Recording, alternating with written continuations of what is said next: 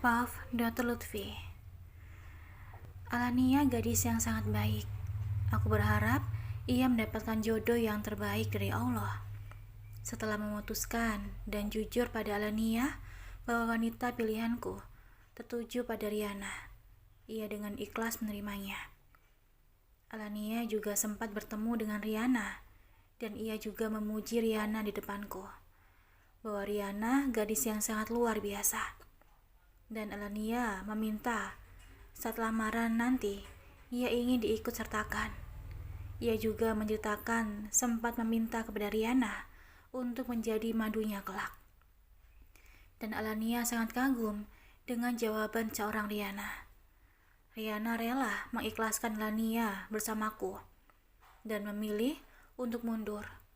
Padahal saat itu hati Riana juga sangat hancur. Alania bahkan sangat mendukungku menikah dengan Riana. Pada saat orang tuaku sudah memberikan lampu hijau dalam kebebasan untuk memilih dan merestunya, sudah aku dapatkan. Barulah aku berani melangkah mengambil keputusan dengan mantap untuk mendatangi rumah Riana. Saat aku hendak ingin mengeluarkan hajatku pada ibu Riana bahwa nanti malam keluargaku akan datang. Niatku terpaksa aku urungkan karena aku melihat Bagas menyentuh pipi Riana dengan gemas. Ada rasa cemburu di hatiku, namun sebisa mungkin aku tahan. Kenapa Bagas harus menyentuh Riana dengan bebas, dan Riana juga tak berusaha untuk menolaknya. Riana malah tersenyum seolah menyambut hangat sikap manis Bagas. Saat aku sampai di rumah, hatiku begitu bergejolak dan ingin segera menemui Riana untuk meminta penjelasan darinya secara langsung. Jika Bagas adalah pilihannya, maka aku akan mundur meski hatiku tertuju padanya. Nak, apa kamu sudah mengabarkan pada pihak wanita jika nanti malam kita akan datang? Tanya Umi. Maaf Umi, Bi, sepertinya keluarga Riana belum siap. Kita tunggu waktu yang tepat, jawabku beralasan. Aku tak mungkin memberitahu Umi dan Abi yang sebenarnya. Sebelum aku tahu pasti penjelasan dari mulut Riana secara langsung tentang hubungannya dengan Bagas. Maksud kamu belum siap karena apa, Nak? Tanya ibu ingin tahu. Riana ingin memantapkan hatinya Umi, ucapku beralasan. Jadi, gadis itu tak tertarik denganmu? Tanya Abi. Bukan begitu Abi, kami sama-sama saling suka. Hanya Riana butuh waktu beberapa hari untuk memantapkan pilihannya, jelasku. Umi dan Abi pun mengerti dengan alasanku dan tak bertanya lagi. Keesokannya, aku menemui Bagas ke kampusnya. Aku harus tahu apa yang menjadi teka-teki dalam hidup Riana. Setidaknya selain teman bagiku, Bagas juga abangnya Riana. Setelah tiba di depan kampus, aku pun menghubungi Bagas terlebih dahulu melalui ponsel. Tak lama Bagas pun datang menemuiku bersama sahabatnya Rehan. Bang Lutfi, tumben sekali datang menemui Bagas ke kampus, ucap Bagas heran. Apa kabar abang senior? Sapa Rehan dengan ramah. Alhamdulillah, junior abang baik, senyumku kepada mereka. Begini Gas, aku datang ke sini ingin membicarakan hal penting padamu, ucapku. Ayo kita duduk ngobrol di sana aja bang, ucap Bagas mengajakku ke taman kampus yang kebetulan sedang sepi. Kami pun duduk bertiga saling berhadapan. Gas, mohon maaf jika aku sempat cemburu padamu saat itu. Aku mengira kamu adalah pilihan hati Riana, namun aku salah menduganya. Dan gara-gara salah paham itu, aku mengurungkan niatku untuk datang melamarnya malam itu, ucapku jujur. Apa? Ucap Bagas dan Rehan terkejut. Maafkan Bagas, Bang. Bagas tak sempat menceritakan hal tersebut pada Abang. Gara-gara Bagas, hubungan Abang dan Riana jadi salah paham. Ucap Bagas merasa bersalah. Ini bukan salahmu, Gas. Riana sudah menjelaskan semuanya. Namun aku jadi bingung. Apa yang sebenarnya dirahasiakan oleh Riana hingga menolakku kembali untuk melamarnya. Maafkan aku, Gas. Harus bertanya hal yang privasi terhadapmu. Ucapku terpaksa harus mengutarakan rasa penasaranku. Sebenarnya, Riana ingin ketika nikah nanti, ayah kandungnya lah yang akan menjadi walinya. Namun ayah Riana sedang sakit keras saat ini. Ucap Bagas. Innalillahi. Betapa banyak kesusahan yang Riana alami, Gas. Namun ia enggan untuk terbuka denganku. Dan ayahnya Riana adalah omnya Rehan, Bang. Ucap Bagas membuatku terkejut. Jujur, aku semakin bingung, Gas. Jika kamu tak keberatan, tolong ceritakan yang sebenarnya padaku. Ucapku ingin tahu. Bagas pun menceritakan segalanya tanpa terkecuali padaku.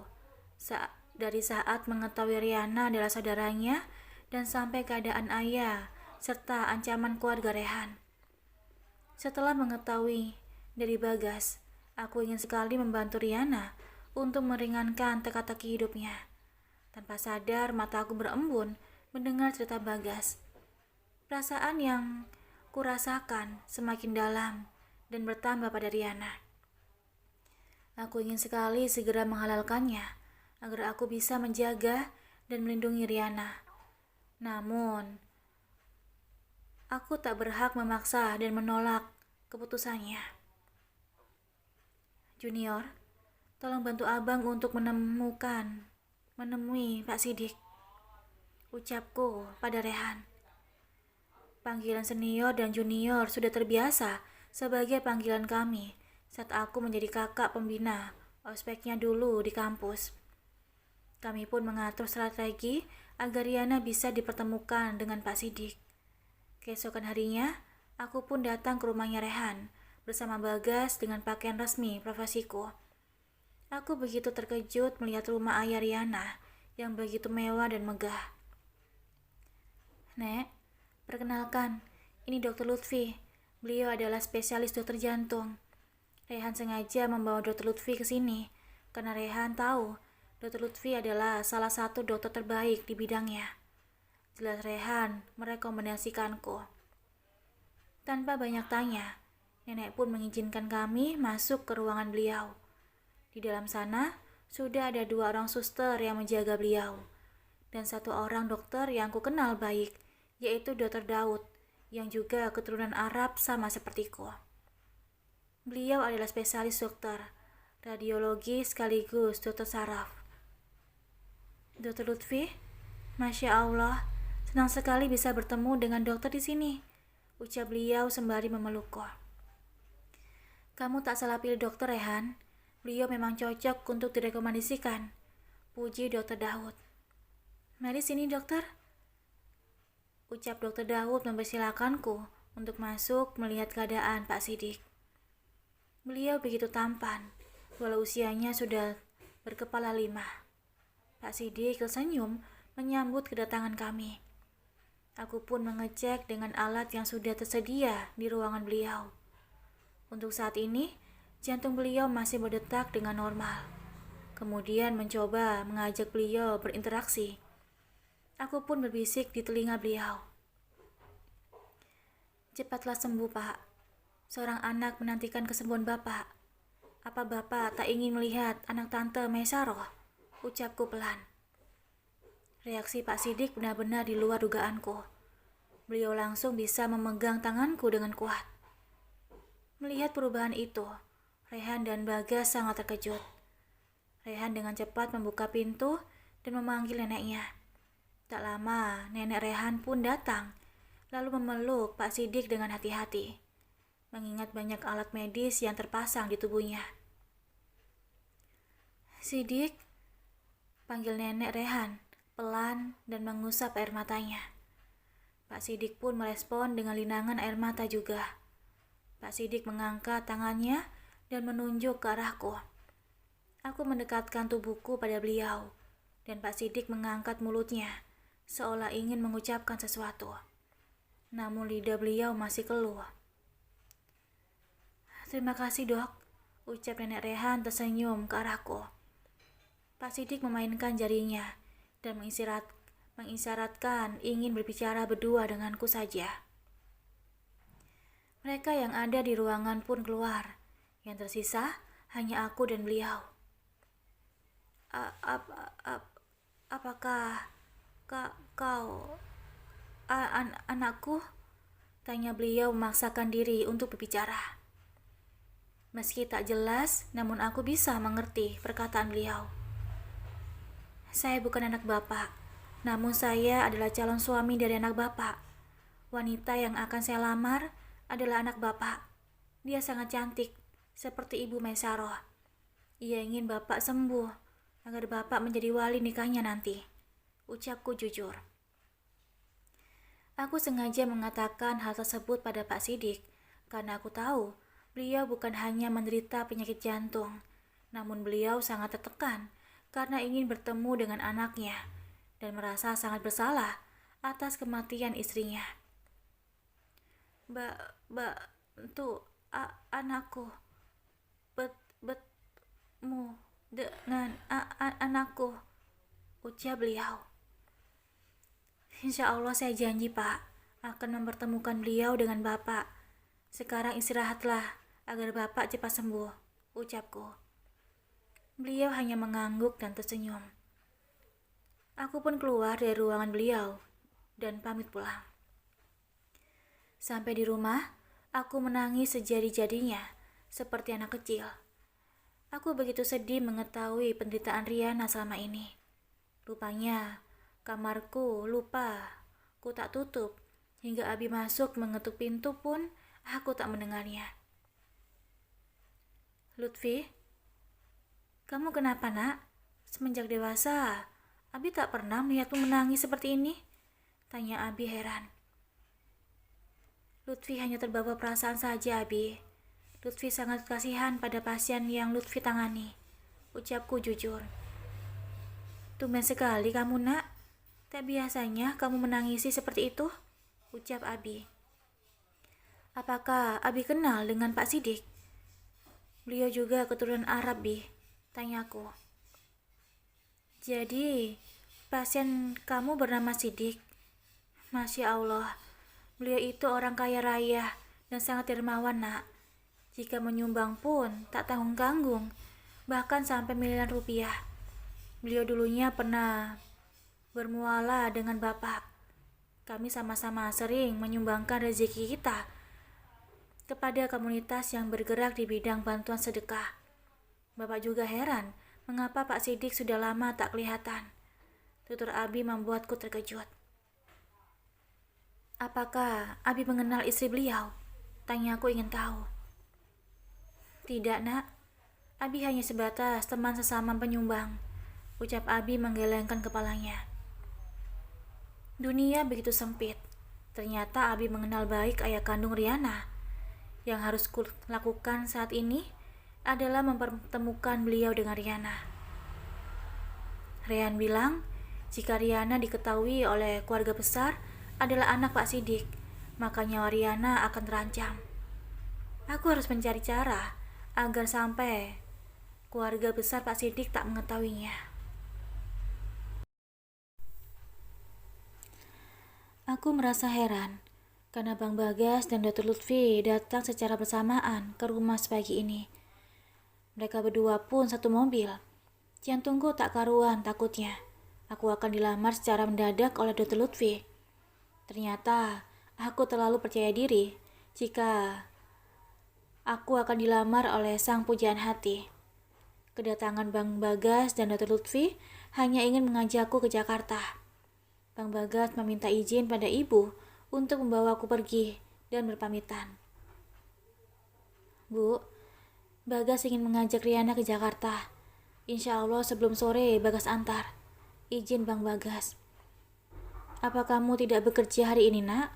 Tanya ibu. Riana libur hari ini, Bu, jawabku. Sebenarnya aku tak tahu apa maksud Bang Bagas dan Dr. Lutfi mengajakku ke sana. Saat berada di dalam mobil, sedari tadi suasana terasa hening. Kini Bang Bagas mulai terbuka suara. Dek, Pak Sidik ingin bertemu denganmu, ucap Bang Bagas hati-hati. Jadi Riana akan bertemu dengan ayah Riana, Bang? Tanyaku masih tak percaya. Benar, Riana. Tapi tolong rahasiakan identitasmu, bahwa kamu adalah anak dari Pak Sidik.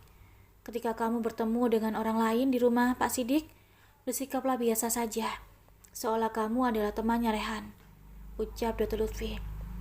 Aku mengangguk pelan, tandanya mengerti. Kami pun sampai di rumah mewah tersebut, dan turun bersama menuju perkarangan rumah yang begitu luas. Bang Bagas tak melepaskan genggamannya dan menggandeng tanganku, sementara Dr. Lutfi berjalan di depan kami. Aku berusaha mengatur ritme nafasku yang melaju lebih cepat karena nervous. Sebisa mungkin, ku tampakkan wajah yang biasa saja agar aku tak terlihat gugup.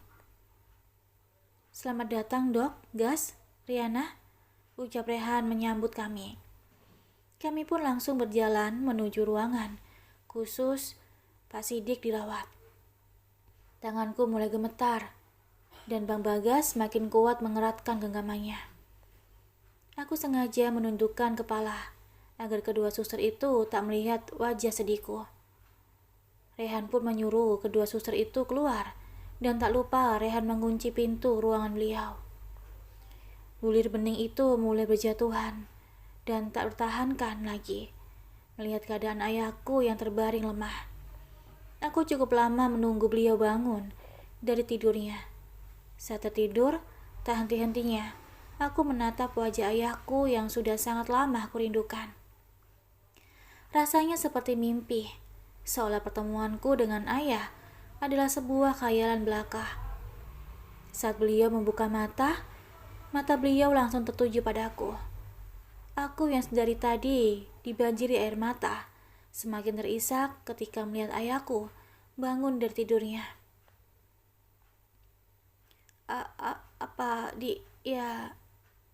Anakku? Ucap beliau tergugum melihatku. Dr. Lutfi dan Rehan pun menganggukkan kepalanya. Beliau berdua dari tadi juga dibanjiri oleh air mata. Jemari ayahku seolah memberi kode untukku mendekat. Aku memeluk tubuh beliau dengan hati-hati dan menangis.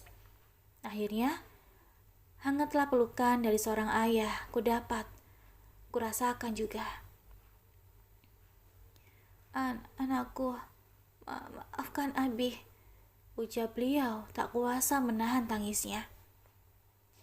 Bagai obat mujarab, kehadiranku mampu membuat ayah ingin duduk menyender yang dibantu oleh Rehan dan Dr. Lutfi untuk bangun. Maaf. Ayah berulang kali mengucapkan kata maaf dari mulutnya. Aku mengusap kepala beliau dengan yang rambutnya sudah agak botak akibat sakit keras. Tangan beliau berusaha meraih pipiku, namun beliau tak kuasa untuk mengangkatnya. Aku tahu ayahku ingin menghapus air mataku. Kuraba wajah beliau yang terlihat begitu tampan meski sudah berumur. Ayah seolah mengatakan padaku, berhentilah untuk menangis, karena sekarang ini aku akan menjagamu. Begitulah kira-kira isi hati beliau terlihat dari ekspresi wajahnya. Ku cium tangan beliau karena rasa batinku.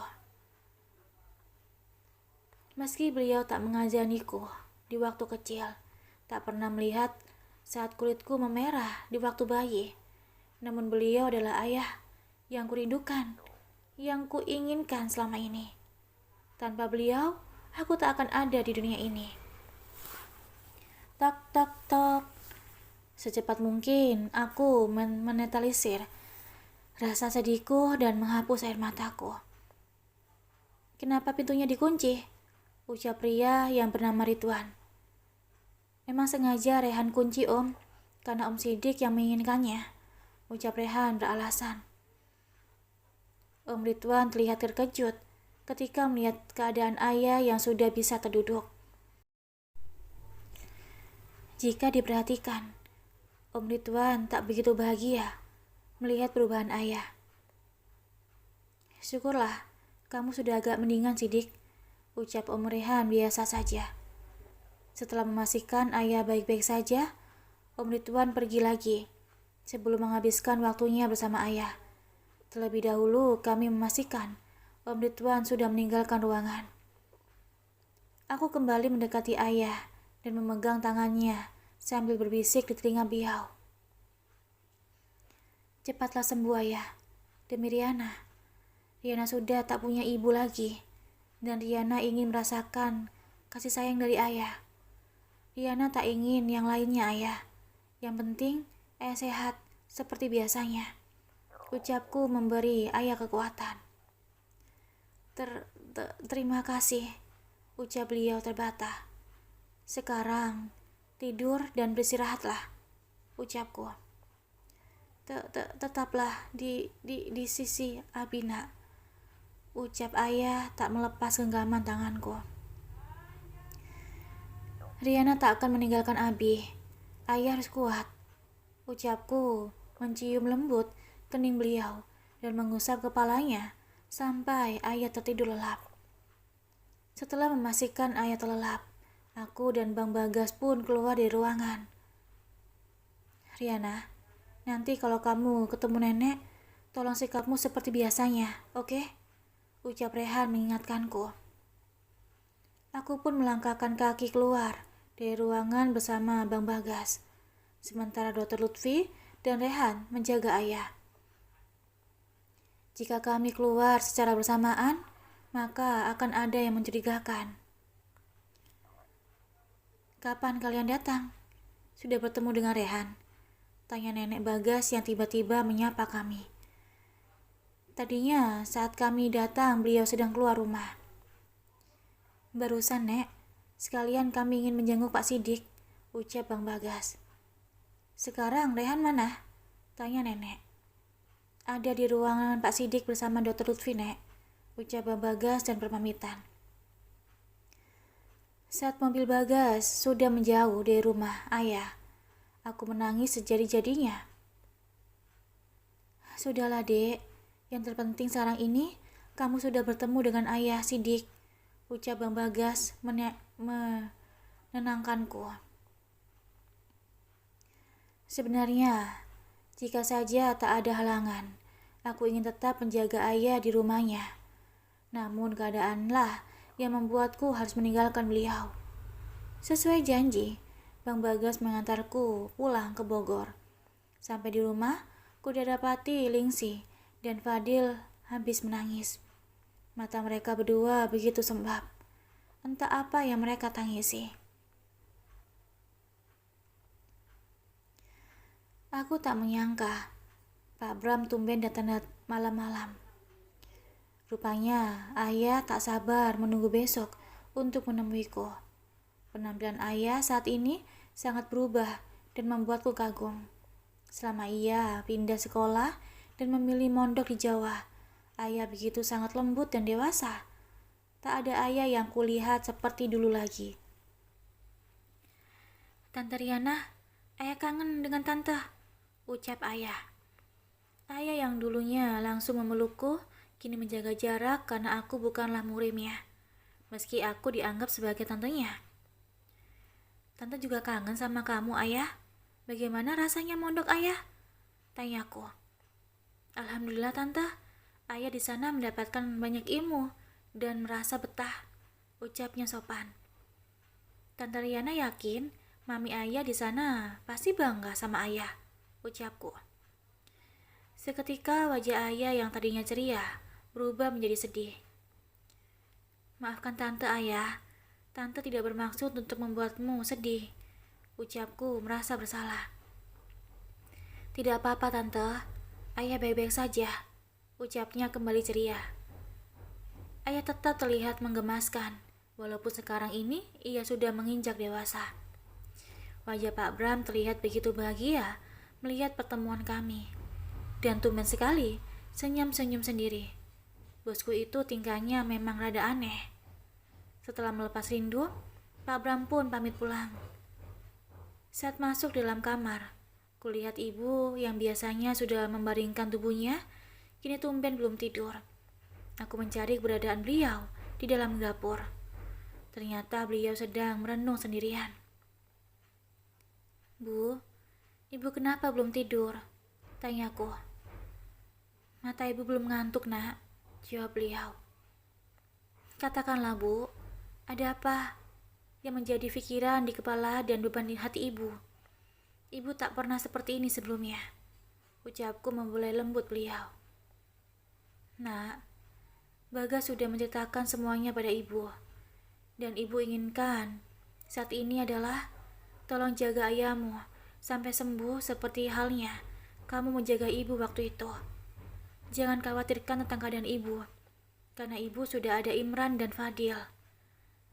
Raih kesempatan untuk merawat ayahmu, nak, karena kita tak tahu tentang umur panjang atau pendek.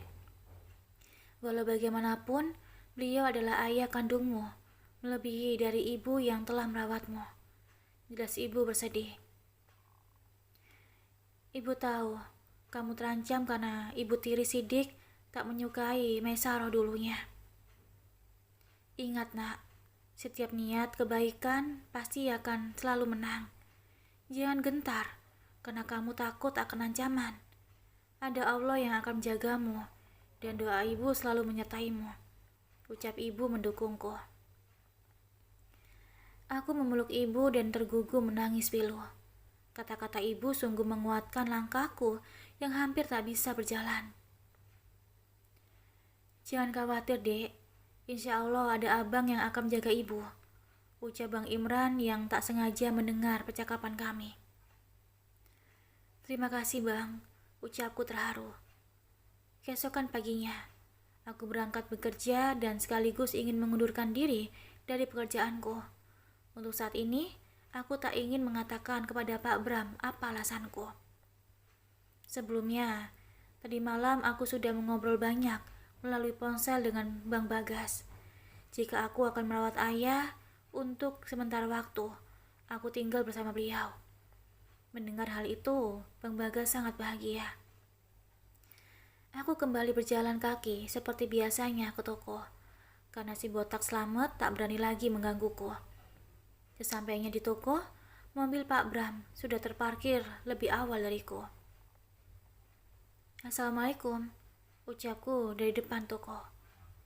"Waalaikumsalam," jawab Pak Bram keluar dari ruangan dan menyambutku. Keanehan Pak Bram hari ini membuatku begitu tersanjung. Tumben bosku yang membeku bisa cair dan meleleh menyapa karyawannya dengan ramah. Usai mengerjakan tugas pagiku di toko, aku pun masuk ke ruangan Pak Bram. Mungkin bosku hari ini sedang kesambet. Senyumannya selalu terukir di wajahnya sedari tadi. Mungkin karena kepulangan ayah yang membuat bosku bahagia. "Mohon maaf, Pak, jika Riana mengatakan hal ini. Terima kasih banyak atas segala bantuan dan pengorbanan Bapak selama ini terhadap Riana. Bahkan, Riana tak akan bisa membalas kebaikan Bapak selama ini. Dari suka dan duka, Bapak selalu hadir untuk Riana," ucapku berhenti sejenak. Sementara, Pak Bram masih menyimak kata-kataku dan menungguku untuk melanjutkan kalimat. "Maaf jika Riana ingin berhenti bekerja, Pak, karena Riana akan mengurus sesuatu hal yang tak bisa Riana jelaskan," ucapku dengan berat hati. Wajah Pak Bram yang tadinya sumringah kini berubah dengan wajah yang amat kecewa. "Sebenarnya, aku berat untuk melepaskanmu, Riana. Jujur, semenjak aku bertemu denganmu, kamu dapat mengubah isi hatiku yang telah beku. Sebelum terlambat, aku harus mengatakan yang sebenarnya, bahwa aku sangat mencintaimu. Namun semua yang kulakukan padamu, insya Allah tulus, dan ikhlas, walaupun kamu akan berjodoh dengan siapapun. Aku sudah melarang hatiku agar tak jatuh cinta denganmu. Namun semakin aku ingin menghadangnya, rasa itu semakin besar. Tolong Riana, jangan risih terhadapku saat kamu telah mengetahui isi hatiku. Jadikan aku sebatas teman jika itu membuatmu merasa nyaman. Dan jangan membenciku atas kejujuranku mengatakan yang sebenarnya. Siapapun jodohmu nantinya, aku akan selalu berdoa, semoga engkau bahagia, ucap Pak Bram dengan mata berembun. Sementara aku sudah terisak sedari tadi saat mendengar ucapan isi hati Pak Bram. Beliau begitu baik selama ini padaku. Terima kasih Pak, telah mencintai Riana dalam keadaan ini. Tak ada yang salah dengan perasaan yang Bapak rasakan, karena kita tak pernah tahu dengan siapa hati itu akan berlabuh. Allah Maha membolak-balikkan hati manusia. Mungkin saat ini Bapak jatuh cinta dengan Riana, dan kita tak tahu esok hati itu akan beralih pada siapa. Terlepas dari jodoh atau tidak, kembali lagi dari sang pemilih rasa, ucapku sembari menghapus air mata. Aku mengerti Riana, tolong jaga dirimu baik-baik, ucap Pak Bram bersedih. Aku hanya menganggukkan kepala. Setelah itu, aku pun pamit kepada Suci dan John. Mereka berdua menangis memelukku. Aku pun diantar oleh Pak Bram pulang ke rumah. Tak ada percakapan di dalam mobil selain wajah kami yang terlihat begitu sedih. Sampai di rumah, Bang Bagas sudah menungguku. Bu, Riana pamit. Doakan Riana selalu, ucapku memeluk erat tubuh ibu. Aku kembali teringat saat aku berangkat ke Arab Saudi kala itu. Bayangan saatku tinggalkan ibu selama 8 tahun lamanya membuatku berat melangkahkan kaki untuk pergi. Beruntung, Bang Imran dan Fadil sudah mampu menjaga ibu. Aku memeluk Ina, Bang Imran dan Fadil. Aku tak kuasa lagi untuk menahan air mataku. Bang Imran, Fadil, tolong jaga ibu, ucapku berlalu pamit. Aku menatap mantan bosku sekilas, kemudian masuk ke dalam mobil. Sampai di dalam mobil, air mataku mengalir deras, sampai-sampai tisu Bang Bagas habis 1 kotak. Terima kasih udah dengerin audio di Eva Family. Jangan lupa like, komen, share, dan juga subscribe ya. Aku tunggu. Terima kasih.